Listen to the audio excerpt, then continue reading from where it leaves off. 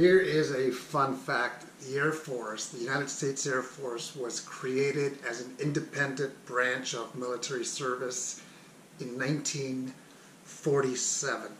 That was 71 years ago. And what's interesting is I'm currently 47 years old, born in 1971. All right, random. Here's what I want to talk about. Were there my likes and dislikes from the Air Force when I actually wore the uniform? And you have to first know that I'm a true believer of the Air Force.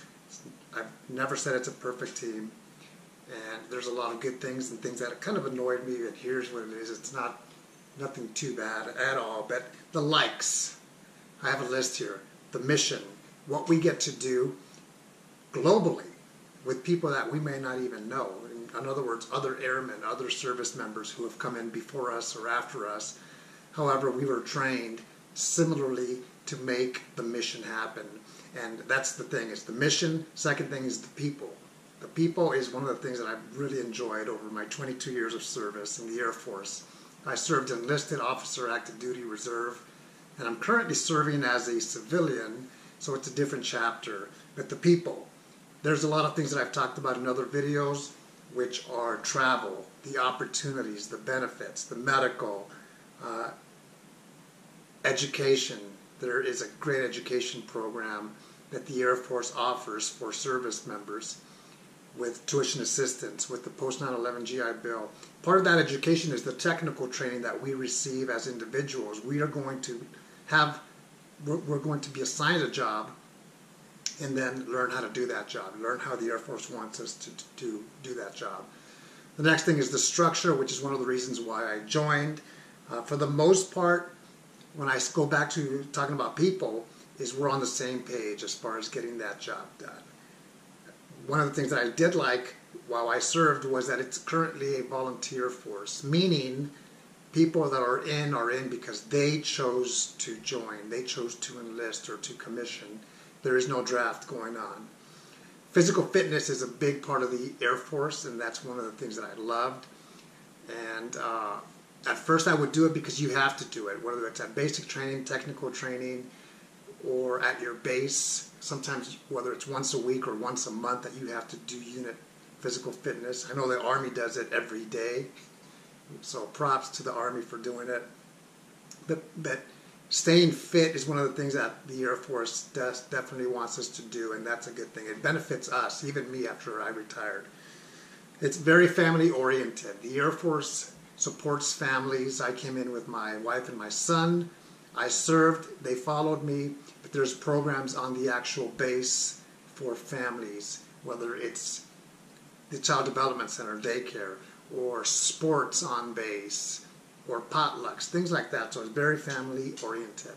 The next thing, I'm going to be brief because I know that there may be someone out there that is going to disagree, and that's okay, but equality in the Air Force. Now, when I say brief, I'm going to say that yes, there are certain people in certain positions that may not do what they're supposed to, the right thing, and that's the exception. But equality, and the reason I like that is because everybody is offered an opportunity once you come in, and it's up to us to go out there and excel and exceed. The next thing is professionalism. Again, somebody may disagree, saying, hey, I had a bad supervisor, a bad commander, a bad whatever. Understandable, but for the most part that is not the norm, because people in leadership positions are going to do the right thing most of the time, and that's one of the things that I like is professionalism. We wear the uniform, and whether I have one stripe or 4 stars, it's a very professional environment. Next thing for me is job satisfaction. I really enjoyed that in the Air Force. Not to say that every job that I had was something that I really enjoyed. There were jobs that I didn't want to do, but I still did. So job satisfaction. The next thing is, you hear that aircraft? Is information. The Air Force has so much information that they put out there. So it's up to you, the service member, to go on there and track to see what's out there, what exists. The Air Force portal, if you're in the Air Force already, you should know what that is. is very helpful. It has a lot of topics, financial education. If you want to learn a language, there's links out there, physical fitness, whatever. There's just a lot of things, a lot of information is posted for us as the service member to go out there and review and learn and take advantage of those opportunities. The last thing that I'll talk about on a positive note is accountability, and that is very important. Personal accountability. It's something that we should do in the Air Force, and for the most part, people do that. Doesn't mean that we're a perfect team. Now, one of the things I want to talk about are the dislikes in the Air Force, and it's a very short list. That doesn't mean that there weren't things that I liked or disliked, because there's always good and bad. But the first one is organized physical training.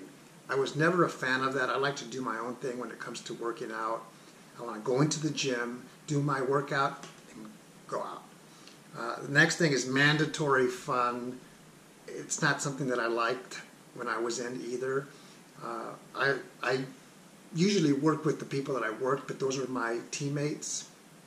Some of them were friends, and those are the people that I would want to hang out. So mandatory is you have to be there. And of course, that's part of the military, being told to do something that you don't want to, as long as it's lawfully correct and not wrong. There's nothing wrong with that. The next thing is very interesting. It's ego, E-G-O. Are there egotistical people in the Air Force? There are some out there. To each their own. People are different. Some of them get feelings of satisfaction because they're high ranking or whatever reason, but you will see ego out there in the military, I guarantee you. It's not something that I really care for, but I learned how to deal with that. I do my job and I press forward. The next thing I didn't like is if you want to get something approved, it has to go through a bunch of people. An example is I found a deployment maybe 6 years ago that I was interested in volunteering. My leadership said, yes, let's do it, but then I have to do a staff summary sheet, which is this worksheet, and it has to get approved, and then they have a question that comes back and so forth. Long story short, by the time it was approved, somebody else had been assigned to that deployment, so I missed out. Next thing is computer systems. My job was personnel, and it's tough to do my job when the system or the network is down, and it's just a challenge. Even it's a challenge today. It just happens. Next thing that I wasn't crazy about is the amount of emails that I would get. It's just too much. So I sometimes I wouldn't even open some of them. They'd be prioritized. The mission comes first, and if it's a snowfest weekend, that's maybe going to be open, most likely not. Because it goes back to the mission or things that I'm interested in. Staff meetings is the last thing I want to talk about. I know staff meetings are important. I attend, but I want to do the staff meeting and get out. I'm not there trying to just make it long, an hour and a half or an hour. But staff meetings are part of the Air Force. It's not something that I really enjoy. In fact, I don't like staff meetings. I do, again, understand that you have to do them, but let's go in there, do what we have to, get back to work and back to our day. So just an interesting video of things that I liked and disliked in the Air Force. I realized that a long-term career is not for everyone, and anybody who volunteers to serve, whether it's 4 years or 6 years or 8 years or X number of years, props to them for doing it, because it is an all-volunteer force, and I think, 5% of the U.S. population has served in the military. Have a great day. Take care.